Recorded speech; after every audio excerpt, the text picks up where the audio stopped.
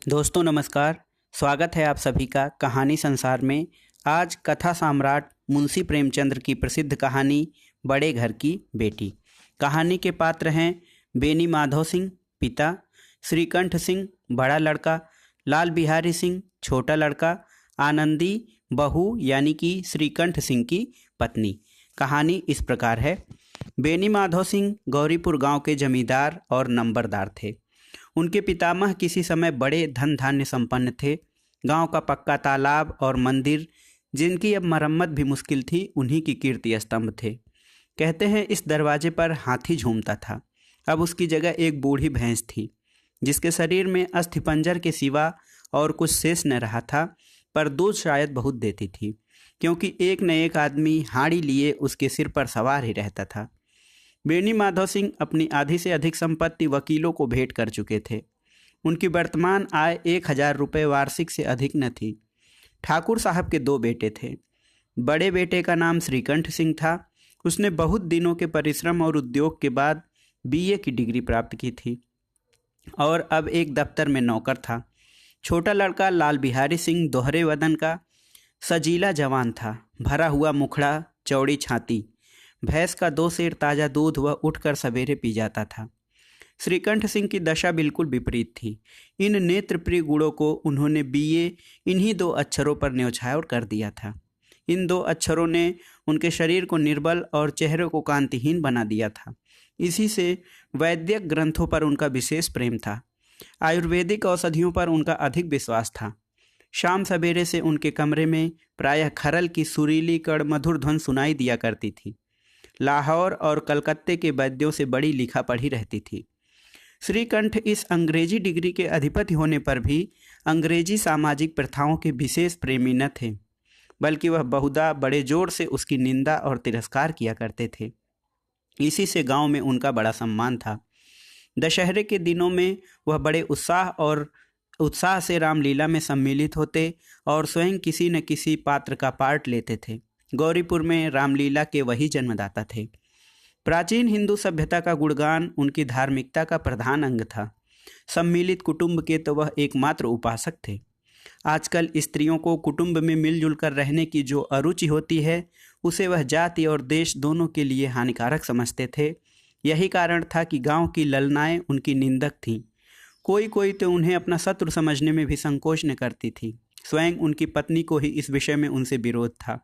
यह इसलिए नहीं कि उसे अपने सास ससुर देवर जेठ आदि से घृणा थी, बल्कि उसका विचार था कि यदि बहुत कुछ सहने और तरह देने पर भी परिवार के साथ निर्वाह न हो सके, तो आए दिन की कलह से जीवन को नष्ट करने की अपेक्षा यही उत्तम है कि अपनी खिचड़ी अलग पकाई जाए। आनंदी एक बड़े उच्च कुल की लड़की थी। उसके बाप एक छोटी सी रियासत के ताल्लुकेदार थे। विशाल भवन, एक हाथी, 3 कुत्ते, बाज, बहरी सिकरे, झाड़ फानूस, ऑनरेरी मजिस्ट्री और ऋण, जो एक प्रतिष्ठित ताल्लुकेदार के भोग्य पदार्थ हैं, सभी यहाँ विद्यमान थे। नाम था भूप सिंह। बड़े उदारचित्त और प्रतिभाशाली पुरुष थे, पर दुर्भाग्य से लड़का एक भी न था। 7 लड़कियां हुईं और दैव योग से सब की सब जीवित रहीं। पहली उमंग में तो उन्होंने 3 ब्याह दिल खोल कर किए, पर 15-20 हजार रुपयों का कर्ज सिर पर हो गया तो आंखें खुली, हाथ समेट लिया। आनंदी चौथी लड़की थी। वह अपनी सब बहनों से अधिक रूपवती और गुणवती थी। इससे ठाकुर भूप सिंह उसे बहुत प्यार करते थे। सुंदर संतान को कदाचित उसके माता पिता भी अधिक चाहते हैं। ठाकुर साहब बड़े धर्म संकट में थे कि इसका विवाह कहाँ करें। न तो यही चाहते थे कि ऋण का बोझ बढ़े, और न यही स्वीकार था कि उसे अपने को भाग्यहीन समझना पड़े। एक दिन श्रीकंठ उनके पास किसी चंदे का रुपया मांगने आया। शायद नागरी प्रचार का चंदा था। भूप सिंह उनके स्वभाव पर रीझ गए और धूमधाम से श्रीकंठ सिंह का आनंदी के साथ ब्याह हो गया। आनंदी अपने नए घर में आई तो यहाँ का रंग ढंग कुछ और ही देखा। जिस टीम टाम की उसे बचपन से ही आदत पड़ी हुई थी, वह यहाँ नाम मात्र को भी न थी। हाथी घोड़ों का तो कहना ही का, कोई सजी हुई सुंदर बहली तक न थी। रेशमी स्लीपर साथ लाई थी, पर यहाँ बाग कहाँ। मकान में खिड़कियाँ तक न थी, न जमीन पर फर्श, न दीवार पर तस्वीरें। यह एक सीधा साधा देहाती गृहस्थ का मकान था, किंतु आनंदी ने थोड़े ही दिनों में अपने को इस नई अवस्था के ऐसा अनुकूल बना लिया मानो उसने विलास के सामान कभी देखे ही न थे। एक दिन दोपहर के समय लाल बिहारी सिंह 2 चिड़िया लिए हुए आया और भावज से बोला, जल्दी से पका दो, मुझे भूख लगी है। आनंदी भोजन बनाकर उसकी राह देख रही थी। अब वह नया व्यंजन बनाने बैठी। हांडी में देखा तो घी पाव भर से अधिक न था। बड़े घर की बेटी, किफ़ायत क्या जाने, उसने सब घी मांस में डाल दिया। लाल बिहारी खाने बैठा तो दाल में घी न था। बोला, दाल में घी क्यों नहीं छोड़ा? आनंदी ने कहा, घी सब मांस में पड़ गया। लाल बिहारी जोर से बोला, अभी परसों घी आया है, इतना जल्द उठ गया? आनंदी ने उत्तर दिया, आज तो कुल पाव भर रहा होगा, वह सब मैंने मांस में डाल दिया। जिस तरह सूखी लकड़ी जल्द से जल्द उठती है, उसी तरह क्षुधा से बावला मनुष्य जरा जरा सी बात पर तिनक जाता है। लाल बिहारी को भावज की यह ढिठाई बहुत बुरी मालूम हुई। तिनक कर बोला, मैके में तो चाहे घी की नदियां बहती हों। स्त्री गालियां सह लेती है, मार भी सह लेती है, पर मायके की निंदा उससे सही नहीं जाती। आनंदी मुंह फेर कर बोली, हाथी मरा भी तो 9 लाख का, वहाँ इतना घी नित्य नाई का हार खा जाते हैं। लाल बिहारी जल गया, थाली उठाकर पलट दी और बोला, जी चाहता है जीभ पकड़कर खींच लूं। आनंदी को भी क्रोध आ गया, मुंह लाल हो गया। बोली, वह होते तो आज इसका मजा चखाते। वह अपढ़ उजड्ढ ठाकुर से न रहा गया। उसकी स्त्री एक साधारण जमींदार की बेटी थी। जब जी चाहता उस पर हाथ साफ कर लिया करता था।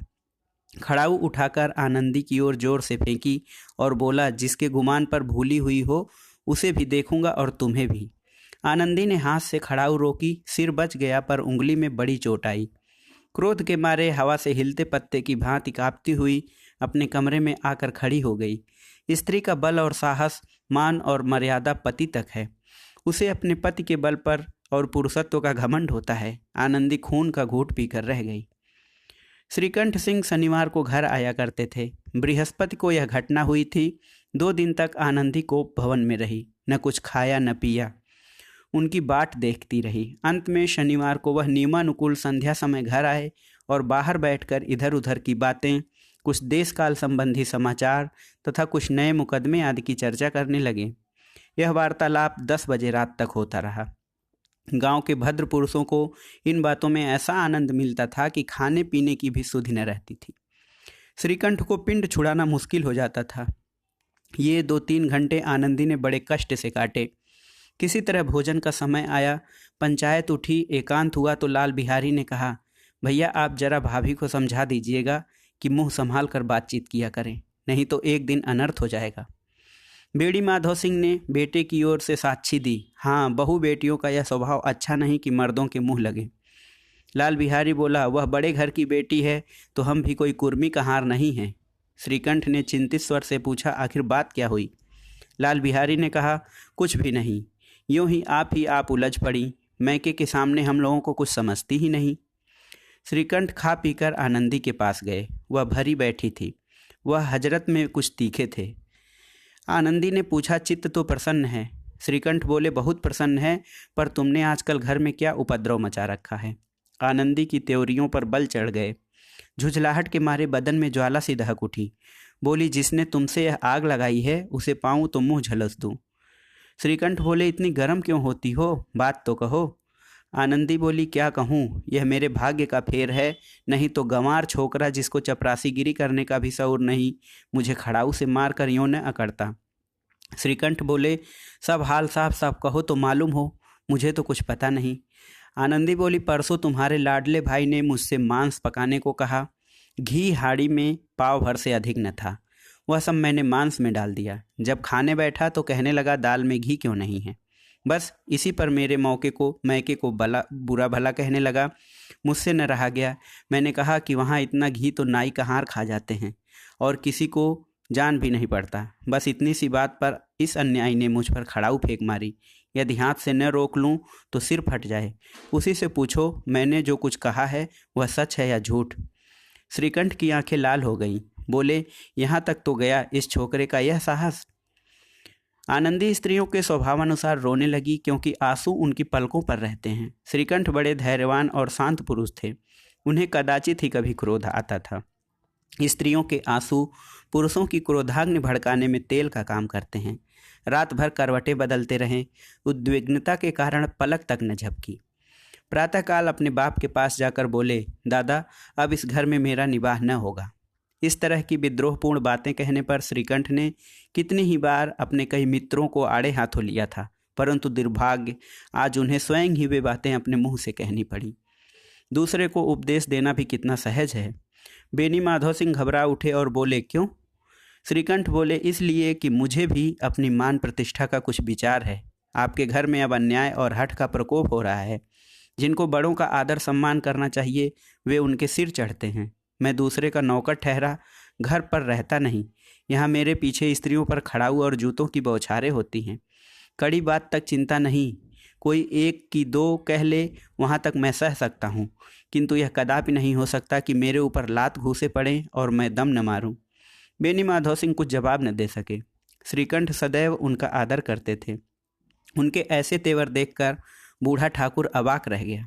केवल इतना ही बोला, बेटा तुम बुद्धिमान होकर ऐसी बातें करते हो। स्त्रियां इस तरह घर का नाश कर देती हैं, उनको बहुत सिर चढ़ाना अच्छा नहीं। श्रीकंठ बोले, इतना मैं जानता हूँ, आपके आशीर्वाद से ऐसा मूर्ख नहीं हूँ। आप स्वयं जानते हैं कि मेरे ही समझाने बुझाने से इसी गांव में कई घर संभल गए। जिस पर स्त्री की मान प्रतिष्ठा का ईश्वर के दरबार में उत्तरदाता हूँ, उसके प्रति ऐसा घोर अन्याय और पशुवत व्यवहार मुझे असह्य है। आप सच मानिए, मेरे लिए यही कुछ कम नहीं कि लाल बिहारी को कुछ दंड नहीं देता। अब बेनी माधव सिंह भी गरमाए, ऐसी बातें और न सुन सके। बोले, लाल बिहारी तुम्हारा भाई है, उससे जब कभी भूल चूक हो उसके कान पकड़ो। लेकिन श्रीकंठ बोले, लाल बिहारी को मैं अब अपना भाई नहीं समझता। बेनी माधव सिंह बोले, स्त्री के पीछे? श्रीकंठ बोले, जी नहीं, उनकी क्रूरता और अविवेक के कारण। दोनों कुछ देर चुप रहे। ठाकुर साहब लड़के का क्रोध शांत कराना चाहते थे, लेकिन यह नहीं स्वीकार करना चाहते थे कि लाल बिहारी ने कोई अनुचित काम किया है। इसी बीच में गांव के और कई सज्जन हुक्के चिलम के बहाने वहां आ बैठे। कई स्त्रियों ने जब यह सुना कि श्रीकंठ पत्नी के पीछे पिता से लड़ने को तैयार है तो उन्हें बड़ा हर्ष हुआ। दोनों पक्षों की मधुर वाणियाँ सुनने के लिए उनकी आत्माएं तिलमिलाने लगी। गांव में कुछ ऐसे कुटिल मनुष्य भी थे जो इस कुल की नीतिपूर्ण गति पर मन ही मन जलते थे। वे कहा करते थे, श्रीकंठ अपने बाप से दबता है इसलिए वह दब्बू है, उसने विद्या पढ़ी इसलिए वह किताबों का कीड़ा है। बेनी माधव सिंह उसकी सलाह के बिना कोई काम नहीं करते, यह उनकी मूर्खता है। इन महानुभावों की शुभकामनाएं आज पूरी होती दिखाई दी। कोई हुक्का पीने के बहाने और कोई लगान की रसीद दिखाने आकर बैठ गया। बेनी माधव सिंह पुराने आदमी थे, इन भावों को ताड़ गए। उन्होंने निश्चय किया कि चाहे कुछ भी क्यों न हो, इन द्रोहियों को ताली बजाने का अवसर न दूंगा। तुरंत कोमल शब्दों में बोले, बेटा मैं तुमसे बाहर नहीं हूँ, तुम्हारा जो जी चाहे करो। अब तो लड़के से अपराध हो ही गया। इलाहाबाद का अनुभव रहित झल्लाया हुआ ग्रेजुएट इस बात को समझ न सका। उसे डिबेटिंग क्लब में अपनी बात पर अड़ने की आदत थी, इन हथकंडों की उसे क्या खबर। बाप ने जिस मतलब से बात पलटी थी वह उसके समझ में न आई। बोला, लाल बिहारी के साथ अब इस घर में नहीं रह सकता। बेनी माधव बोले, बेटा बुद्धिमान लोग मूर्खों की बात पर ध्यान नहीं देते। वह बेसमझ लड़का है, उससे जो कुछ भूल हुई उसे तुम बड़े होकर क्षमा करो। श्रीकंठ बोले, उसकी इस दुष्टता को मैं कदापि नहीं सह सकता। या तो वही घर में रहेगा या मैं ही। आपको यदि वह अधिक प्यारा है तो मुझे विदा कीजिए, मैं अपना भार आप संभाल लूँगा। यदि मुझे रखना चाहते हैं तो उससे कहिए जहाँ चाहे चला जाए, बस यह मेरा अंतिम निश्चय है। लाल बिहारी सिंह दरवाजे की चौखट पर चुपचाप खड़ा बड़े भाई की बातें सुन रहा था। वह उनका बहुत आदर करता था। उसे कभी इतना साहस न हुआ कि श्रीकंठ के सामने चारपाई पर बैठ जाए, हुक्का पी ले या पान खा ले। बाप का भी वह इतना मान न करता था। श्रीकंठ का भी उस पर हार्दिक स्नेह था। अपने होश में उन्होंने कभी उसे घुड़का तक न था। जब वह इलाहाबाद से आते तो उसके लिए कोई न कोई वस्तु अवश्य लाते। मुकद्दर की जोड़ी उन्होंने ही बनवा दी थी। पिछले साल जब उसने अपने से डेढ़े जवान को नागपंचमी के दिन दंगल में पछाड़ दिया तो उन्होंने पुलकित होकर अखाड़े में ही जाकर उसे गले से लगा लिया। 5 रुपए के पैसे लुटाए थे। ऐसे भाई के मुंह से आज ऐसी हृदय विदारक बात सुनकर लाल बिहारी को बड़ी गिलानी हुई। वह फूट फूट कर रोने लगा। इसमें संदेह नहीं कि अपने किए पर पछता रहा था। भाई के आने से एक दिन पहले से उसकी छाती धड़कती थी कि देखूं भैया क्या कहते हैं। मैं उनके सम्मुख कैसे जाऊंगा, उनसे कैसे बोलूंगा, मेरी आंखें उनके सामने कैसे उठेंगी। उसने समझा था कि भैया मुझे बुलाकर समझा देंगे। इस आशा के विपरीत आज उसने उन्हें निर्दयता की मूर्ति बने हुए पाया। वह मूर्ख था, परंतु उसका मन कहता था कि भैया मेरे साथ अन्याय कर रहे हैं। यदि श्रीकंठ उसे अकेले में बुलाकर 2-4 बातें कह देते तो इतना ही नहीं, 2-4 तमाचे भी लगा देते तो कदाचित उसे इतना दुख न होता।